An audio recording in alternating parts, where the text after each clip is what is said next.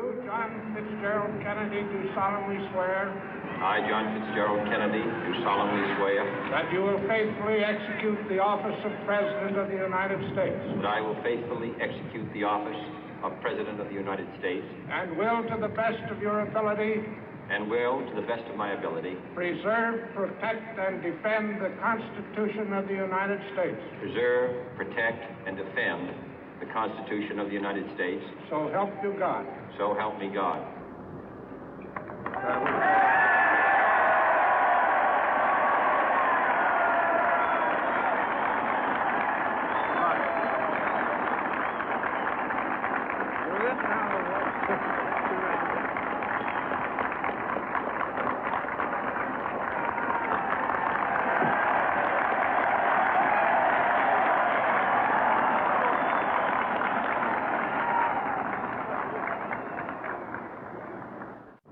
Vice President Johnson, Mr. Speaker, Mr. Chief Justice, President Eisenhower, Vice President Nixon, President Truman, Reverend clergy, fellow citizens.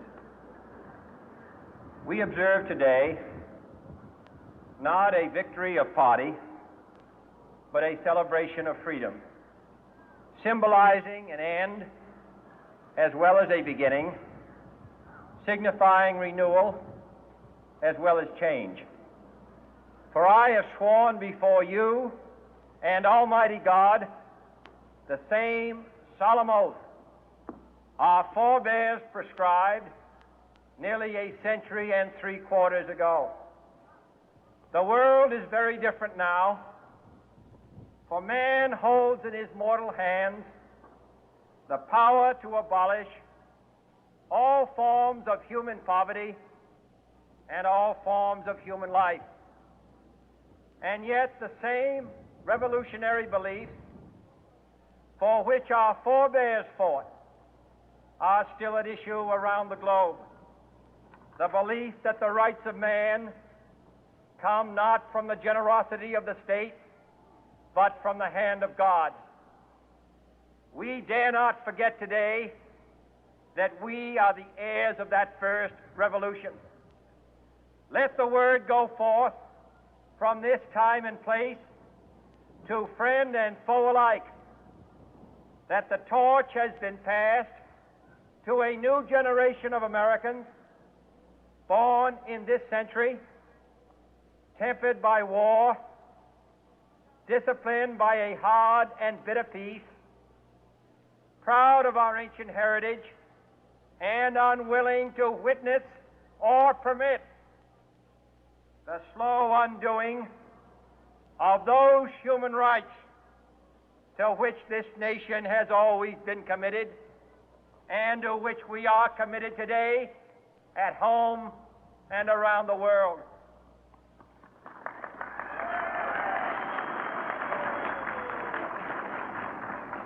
Let every nation know, whether it wishes us well or ill, that we shall pay any price, bear any burden, meet any hardship, support any friend, oppose any foe to assure the survival and the success of liberty.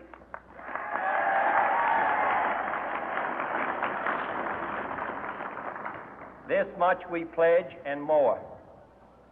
To those old allies whose cultural and spiritual origins we share, we pledge the loyalty of faithful friends.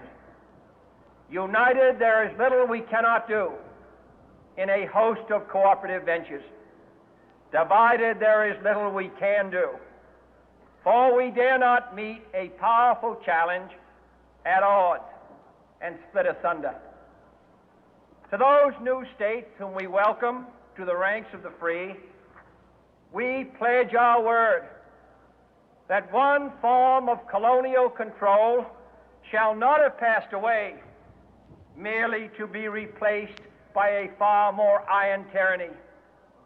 We shall not always expect to find them supporting our view, but we shall always hope to find them strongly supporting their own freedom, and to remember that in the past, those who foolishly sought power by riding the back of the tiger ended up inside.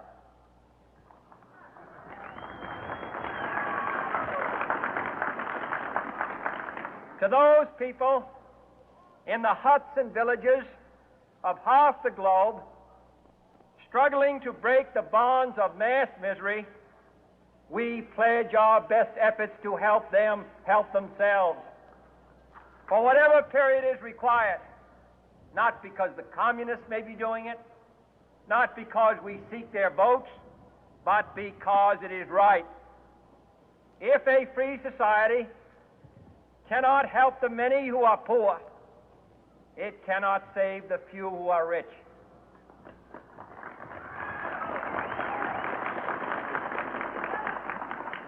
To our sister republics south of our border, we offer a special pledge to convert our good words into good deeds, in a new alliance for progress, to assist free men and free governments in casting off the chains of poverty.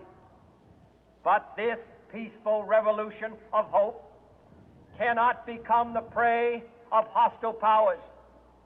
Let all our neighbors know that we shall join with them to oppose aggression or subversion anywhere in the Americas. And let every other power know that this hemisphere intends to remain the master of its own house.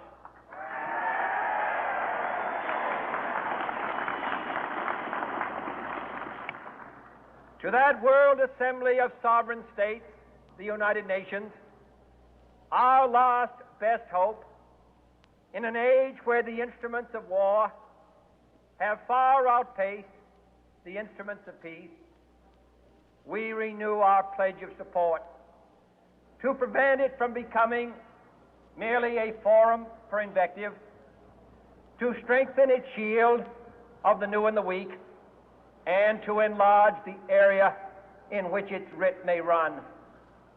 Finally, to those nations who would make themselves our adversary, we offer not a pledge, but a request that both sides begin anew the quest for peace.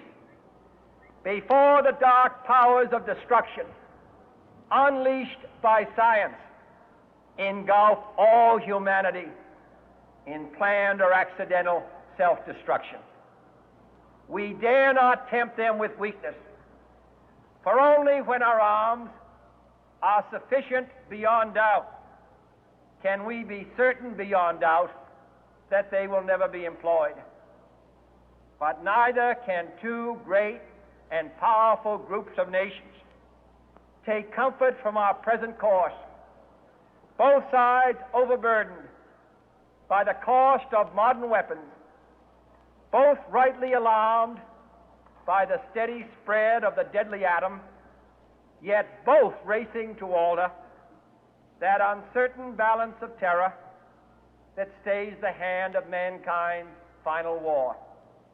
So let us begin anew, remembering on both sides that civility is not a sign of weakness, and sincerity is always subject to proof. Let us never negotiate out of fear, but let us never fear to negotiate.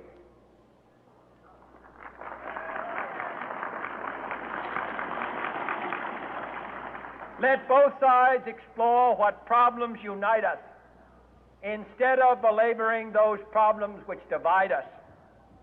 Let both sides, for the first time, formulate serious and precise proposals for the inspection and control of arms, and bring the absolute power to destroy other nations under the absolute control of all nations.